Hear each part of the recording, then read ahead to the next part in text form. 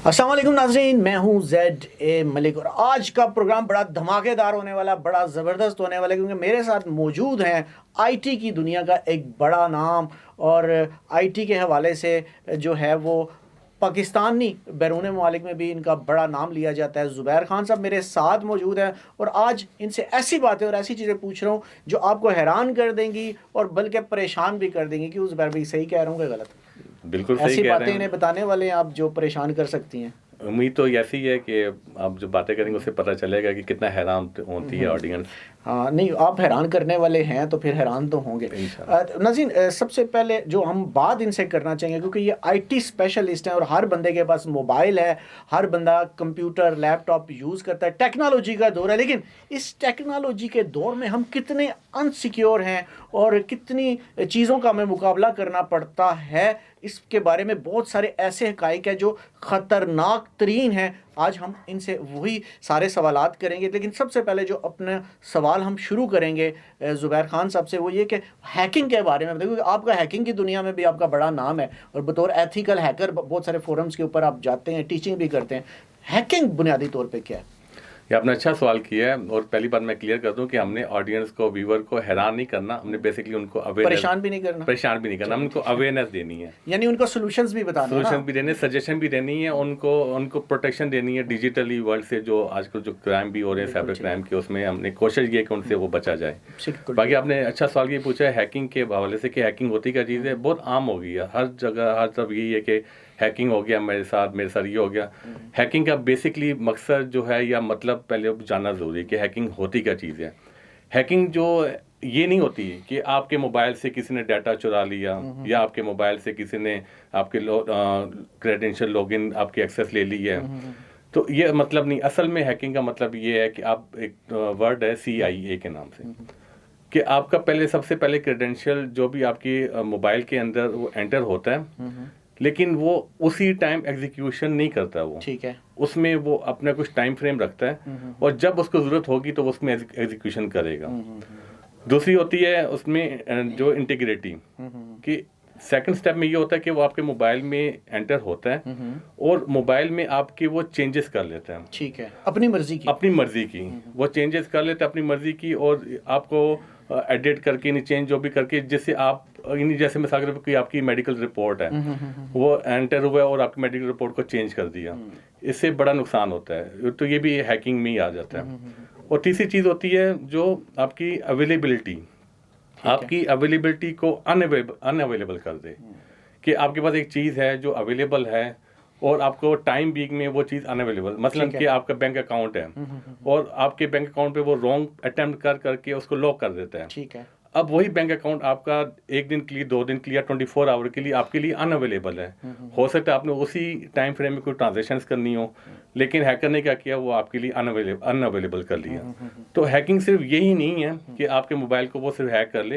Hacking इन तीनों चीज़ों को, CIA का जो भी मैंने आपको अभी मतलब बताया, ये सारी चीज़ें हैकिंग में ही आती है। ठीक हो गया, आपने बड़ी ज़बरदस्त बात बताई। लेकिन अच्छा, कुछ चीज़ें ऐसी हैं जिसके बारे में हम जो जान रहे होते हैं वो वैसे ही नहीं होते। मिसाल के तौर पे आपने बात की हमारे मोबाइल और अपने हमारे जो सिस्टम्स होते हैं उनको हैक किया जा सकता है। अच्छा, आईफोन एक ऐसा प्रोडक्ट है जिसके बारे में दावा किया जाता है कि वो इंतहाई सिक्योर है और आईफोन को कोई भी हैक नहीं कर सकता। ये कितना कितना सच है? आईफोन, देखें, आईफोन का जो दावा था हैक नहीं कर सकता, वो ख़त्म हो चुका हुआ है। वो अभी तो नहीं, वो 2018 में ही ख़त्म हो गया था। और आईफोन में जो एक ऐप है मोबाइल की, व्हाट्सएप का, उनका वो दावा भी ख़त्म हो गया था कि व्हाट्सएप भी हैक नहीं हो सकता। ठीक है, 2018 में एक वायरस एक आया था जो पेगासस के नाम से, एक मालवेयर था जिसने आपके आईफोन को भी आपको कंप्रोमाइज़ कर दिया था और आपके व्हाट्सएप अकाउंट को भी हैक कर दिया था।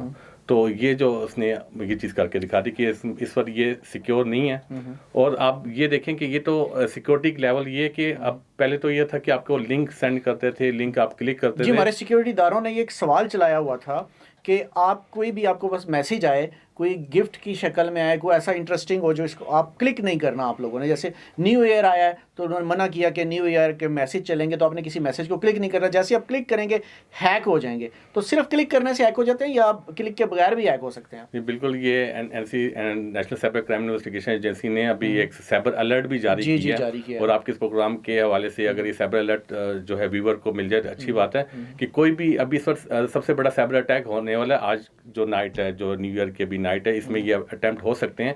उसमें यही बताया गया कि कोई भी लिंक आप जो है ऐसे ओपन ना करें, ठीक है, क्योंकि वो लिंक जो है वो मालवेयर हो सकता है और कोई जैसे ही क्लिक करेंगे आप हैक हो जाता है। लेकिन अभी हैकिंग इस हाई लेवल तक पहुंच गई है कि एडवांस हो चुकी है कि वो सिर्फ लिंक आपको सेंड कर ले, उसमें अगर डबल टिक हो गया तो भी आपका मोबाइल क्लिक करने की जरूरत ही नहीं है, उसके बगैर भी चीज का सिर्फ आपके व्हाट्सएप तक आना ही आपको हैक करा सकता है। हाँ, व्हाट्सएप आना और आपका जैसे ही डबल टिक हो गया, यानी आपका इंटरनेट ऑन है उसके अंदर। तो अगर आप कहेंगे तो मैं उसको आपको थोड़ा सा प्राइवेसी का बता दूंगा, थोड़ा सा इसको चेक करने के लिए कि अगर आप कि इस लिंक को कि मालवेयर है इसके। ठीक है, आप ये बताइएगा हमारी नाजरीन के लिए कि अगर वो अपने मोबाइल्स को फिर सिक्योर कैसे करें कि कोई उनको हैक ना कर सके। अगर वो देखें ना क्लिक के बगैर भी हैक हो रहे हैं तो कौन सा फिर ऐसा तरीका लोग यूज करें? ऐसे है कि जैसे कोई लिंक आता है, आप उसमें मोबाइल में सेटिंग होती है कि आप जो भी क्लिक वाले ऑप्शन है उसको आप शो अनरीड में कर दें ताकि वो डबल टिक ना हो। ठीक है, फिर उसको यानी डबल टिक हुआ, बेशक आपने देखा नहीं देखा, आपका मोबाइल आपका सिस्टम हैक कंप्रोमाइज हो जाएगा। तो उसको जब डबल टिक करने से पहले उस लिंक को कॉपी करके एक वेबसाइट है privacychecker.net के नाम से, उसमें आप जाके उसको पेस्ट करें और सर्च करें तो आपको पता चलेगा कि ये जो लिंक है ये वनेबल है या नहीं है। अगर वनेबल नहीं है तो आप उसको क्लिक कर लें, अगर वनेबल है तो आप उसको फौरन से डिलीट कर लें कम्प्लीटली। ठीक हो गया। अच्छा, आजकल तो हर दुकान में, हर घर में सीसीटीवी कैमरास लगे हुए हैं, ठीक है, हर जगह सीसीटीवी। ये सीसीटीवी कैमरास क्या सिक्योर होते हैं जिसका डाटा सिर्फ हमने जो अंदर घर के अंदर या दुकान के अंदर किसी मॉल वगैरह में जो हमने उसका वो लगाए होते हैं जहाँ पे सिस्टम का जिस पे रिकॉर्डिंग होकर सारी हमारी जमा होती है, ठीक है, वहाँ पे सारी है कि या वो भी इनसिक्योर है, वो भी कोई बंदा भी आपके सीसीटीवी कैमरास चाहे किसी भी दुनिया किसी उसको हैक करके आपका वहाँ आपको देख सकते हैं आप क्या कर रहे हैं? एब्सोल्युटली नॉट, बिल्कुल सिक्योर नहीं है ये। सीसीटीवी कैमरे जितने भी हैं आपके वो अनसिक्योर हैं। ठीक है, किस तरह अनसिक्योर? वो भी हैक हो जाते हैं? वो हैक ही होते हैं। अच्छा, एक्चुअली वो ऑलरेडी हैक्ड ही हैं। अच्छा, देखिए सिंपल सी बात है, आप सीसीटीवी कैमरे सारे जो यूज़ कर रहे हैं वो सारे चाइना की मैन्युफैक्चर हैं और जितनी इसकी फीडिंग्स होती हैं, जितनी भी अपलोडिंग होती है, सारी की चाइना के उनके सर्वर के ऊपर ही होती है। और उन्होंने आपको एक ऐप दी हुई है जिसकी वजह से आप उनके कैमरे अपने देख सकते हैं। एक एप्लीकेशन है, मैं बता देता हूँ, शोडान के नाम से। शोडान जितनी भी IoT होते हैं वो आपको सारी उसकी जो है वो दे देती हैं, उसकी लोकेशंस या जो उसमें IPs वगैरह दे देते हैं, उसकी एक्सेस भी। शोडान में आप अपने इंस्टॉल करके आप नेटवर्क चेक करें, कम्प्लीटली जो आपके सराउंडिंग में जितने भी सीसीटीवी कैमरे हैं उसकी आपको एक्सेस सारी नज़र आ जाएगी, यूज़र नेम पासवर्ड के साथ आपको वो दे देगा। उनके आपको पता है सीसीटीवी कैमरे के डिफ़ॉल्ट एक्सेस होती है, यूज़र नेम पासवर्ड है, वही यूज़ करके आप देख सकते हैं उसके अंदर सारे। इसमें तो सीसीटीवी आप किसी भी मॉल, किसी भी दुकान, किसी भी घर का बड़ी आसानी के साथ उसका जो सीसीटीवी कैमरा उसको हैक कर सकते हैं। वो हैक्ड ही होते हैं, ऐसा हैक करने की जरूरत नहीं होती। दोबारा वही कह रहे हैं कि हैक्ड ही होते हैं। ये बड़ी अलार्मिंग जो है बात बताई है जुबैर साहब। सेफ्टी के लिए, सॉरी मैं बात आपको कर रहा था, इसकी सेफ्टी के लिए क्या किया जा सकता है कि आप जो इसके डिफ़ॉल्ट यूज़र नेम पासवर्ड है उसको आप चेंज कर लें, बस ये इसके लिए सजेशन है। ठीक हो गया। चलें अब अगले सवाल की तरफ जाते हैं। ये जीमेल जब हम बनाते हैं, जीमेल अकाउंट, उसमें हम बड़ी चीज़ें अपनी रखते हैं और अब तो गूगल का ये भी दावा है कि जो जीमेल है उसको आप 2 स्टेप जब वेरिफिकेशन लगा दे तो वो हैक नहीं हो सकती। एक तो पासवर्ड वो पहले ही बता देते हैं ये स्ट्रॉन्ग है नहीं स्ट्रॉन्ग है, वहाँ पर भी आपकी रहनुमाई गूगल करता है। और इसके बाद जो है वो 2 स्टेप वेरिफिकेशन जो जब तक आप अपने मोबाइल से उसको वेरीफाई नहीं करेंगे और मतलब वो नहीं ओपन हो सकेगा। हम खुद भी बाज़ होगा जब पासवर्ड वगैरह भूल जाते हैं तो वो हम दोबारा उसको खोल नहीं पाते, 2 स्टेप वेरिफिकेशन के बाद ही हम खुद भी खोल पाते हैं। क्या उसके बावजूद भी जीमेल हैक हो सकता है? आपने 2-3 सवाल कर लिए एक साथ ही, मैं आपको स्टेप बाय स्टेप जवाब दे देता हूँ। पहली बात है कि दुनिया में 2 ही किस्म के लोग होते हैं, एक या तो वो हैक हो गए हैं या दूसरे या तो वो जानते नहीं कि वो हैक हो गए हैं। इसका मतलब है कि हम सब हैक हो चुके हुए हैं। एक वेबसाइट है haveibeenbanned.com। अब वो वेबसाइट ऐसी है कि आप अपना जीमेल अकाउंट उसमें सर्च करें और आपको वो बता देगा कि ये जीमेल अकाउंट आपके जहाँ जिस वेबसाइट में आपके साथ लिंक थी और वो वेबसाइट असल में हैक हो चुकी हुई है। और इसका मतलब है कि आपका जीमेल अकाउंट उसकी वजह से हैक हो गया है, आपके अपने किसी गलती की वजह से हैक नहीं हुआ है। हो सकता है वो वेबसाइट हैक हो गई हैं, आपको वो सारी, आप जब अपना जीमेल जो एड्रेस उसमें डालेंगे आपको कंप्लीटली जितनी भी वेबसाइट हैक्ड हैं वो सारी आपको शो कर देगा जिसके साथ आपका जीमेल हुक था, जिसके साथ आपका जीमेल लिंक था। तो पहला काम आपने ये करना है कि आपने उसको अनलिंक, बहरहाल डाटा तो आपका जो भी लीक होना था वो तो उसके साथ हो गया, क्योंकि अगर वो वेबसाइट हैक हो गई हैं और मोस्टली वेबसाइट हैक हो गई होती हैं, तो ये लाजमी आप चेक कर लें। अच्छा, ये तो बड़ी आपने बड़ी इंटरेस्टिंग चीज़ बताई है।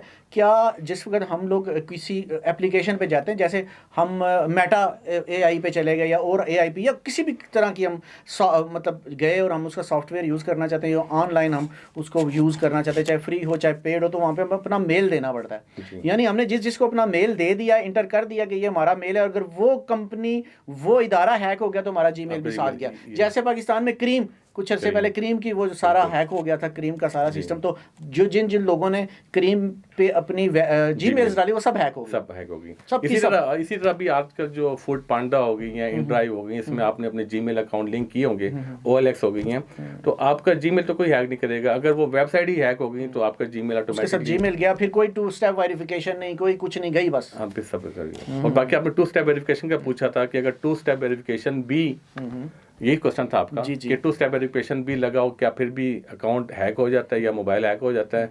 तो जी बिल्कुल हो जाता है। और ये 2 फैक्टर ऑथेंटिकेशन को बाईपास करने के 10 तरीके हैं।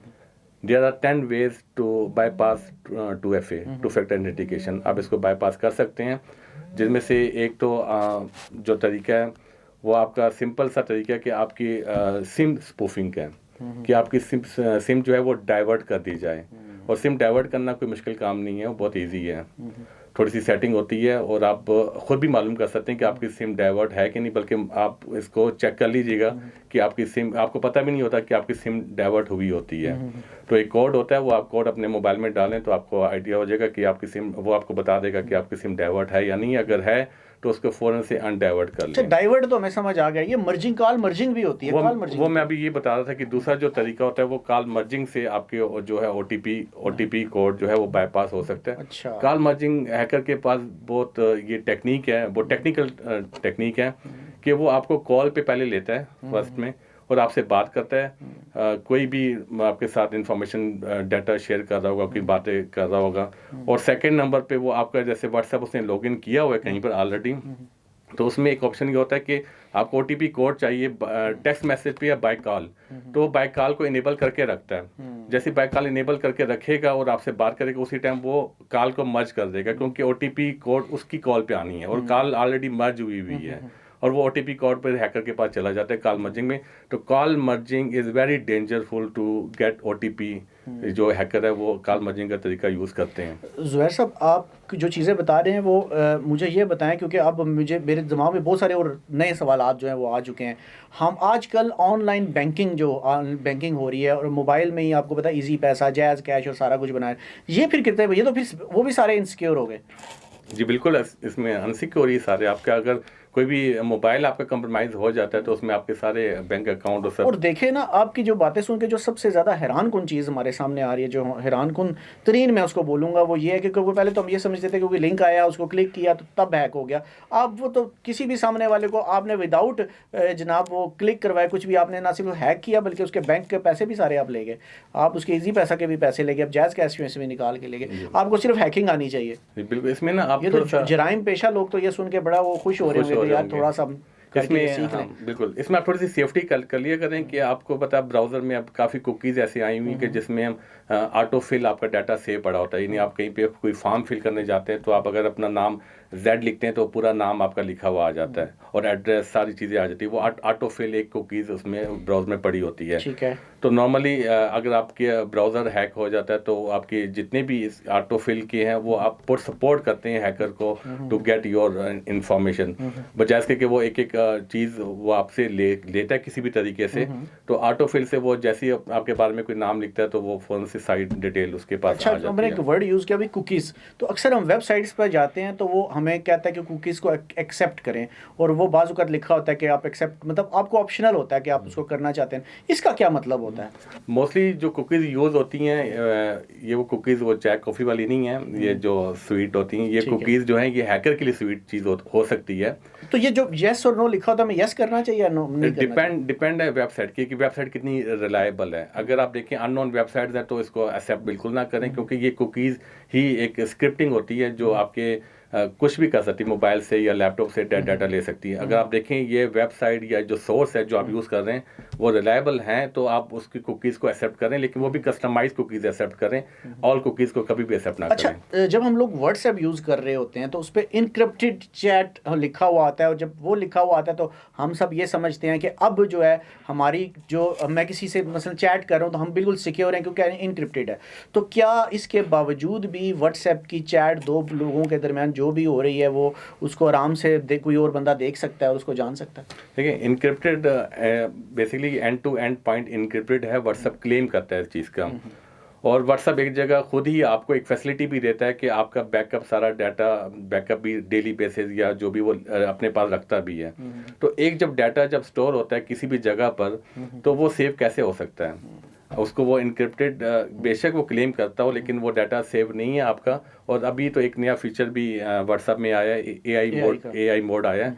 तो एआई मोड बेसिकली आप दोनों इनक्रिप्टेड के बीच में बैठा हुआ है। तो जब वो एआई मोड दरमियान में बैठा हुआ है, जो भी है सेंडर और रिसीवर के दरमियान में, तो कोई एक वो भी थर्ड देख रहा पर्सन है, है, एआई भी देख रहा है बीच वो में भी बैठ के देख, कि आप दो का लोग क्या वो भी देख रहा है। क्योंकि देखिए एआई ये भी तो दावा, जब से ये फीचर एआई वाला शामिल हुआ है, अब जितने भी उसमें ग्रुप्स हैं या जितने भी उसमें चैट्स आपने की हैं वो उन सबको समराइज कर सकता है। अगर समराइज कर सकता है इसका मतलब है एआई की एक्सेस आपकी तमाम चैटिंग तक है। तो वो पढ़ के समराइज कर रहा है ना, रीड करके समराइज कर रहा है। तो अगर इनक्रिप्टेड, एआई रीड कर रहा है तो ये तो बड़ा खतरनाक हो गया, यानी ये आप जितनी भी चैट कर रहे हो किसी और जगह भी जा रही है। जी बिल्कुल ऐसे जो ही भी है। एआई साथ अटैच है, मतलब एआई के पास जाना तो और ज़्यादा खतरनाक है। अच्छा, दूसरा मतलब एक और जो चीज़ इससे भी ज़्यादा मतलब मेरे माइंड में आती है, वो बड़ी हैरान कुन चीज़ है कि हम इसका मतलब है सिक्योर तो नहीं। अब जैसे मेरा मोबाइल है, अब ये पड़ा हुआ है, मैंने मोबाइल यहाँ रखा हुआ है, ये बंद है और इस पे मैं कोई काम नहीं कर रहा, ना कोई कॉल आ जा रही है, बिल्कुल वैसे ही मेरे साथ पड़ा हुआ है। इसके बावजूद सुना है कि ये आप कुछ लोग बैठे हुए हैं जो आपके इसके ज़रिए आपकी गुफ्तगू सुन रहे हैं, आपकी सारी चीज़ें उनको पता है। क्या ये हकीकत है? ज़ाहिर बात है, इसमें आप खाली मोबाइल तो नहीं, इसमें आपने ऐप इंस्टॉल की हुई है, और आप हर ऐप जब भी इंस्टॉल होती है तो वो आपसे कुछ लेता है, उसमें सर्विस लेता है आपसे कि मुझे ये एक्सेस चाहिए, आपसे एक्सेस लेता है। उसमें वो कैमरे की भी लेता है, माइक की भी लेता है, डिफरेंट सारी एक्सेसरी लेता है, लेकिन उनके कॉज डिफरेंट होती हैं। हर एक ऐप की डिफरेंट कॉज होती है।